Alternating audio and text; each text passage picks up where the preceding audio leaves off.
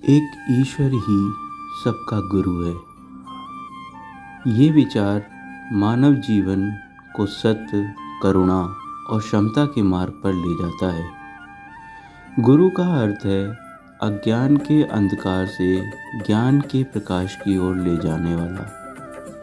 यदि हम ईश्वर को सर्वश्रेष्ठ गुरु मानते हैं तो इसका तात्पर्य ये है कि वही हमें सही गलत की पहचान कराता है, विवेक देता है और जीवन के प्रत्येक क्षण में मार्गदर्शन करता है। ईश्वर किसी एक धर्म, जाति या समुदाय तक सीमित नहीं है। वह सर्वव्यापी है और सभी के हृदय में निवास करता है। प्रकृति, कर्म और अनुभव ये सभी ईश्वर के दिए हुए उपदेश हैं। जब हम सत्य बोलते हैं, दूसरों की सहायता करते हैं, परिश्रम करते हैं और अन्याय से दूर रहते हैं, तब हम ईश्वर की शिक्षाओं का पालन कर रहे होते हैं। इस दृष्टि से ईश्वर हमें बिना शब्दों के ही सिखाता है। मानव जीवन में अनेक गुरु होते हैं, माता, पिता, शिक्षक, संत और अनुभव। परंतु इन सभी गुरुओं की प्रेरणा का स्रोत ईश्वर ही है। माता पिता का प्रेम, शिक्षक का ज्ञान और संतों की वाणी, सब में ईश्वर की ही झलक मिलती है।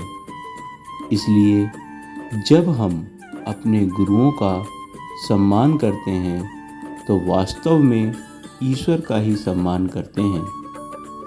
एक ईश्वर को गुरु मानने से मनुष्य में अहंकार समाप्त होता है और विनम्रता का भाव उत्पन्न होता है।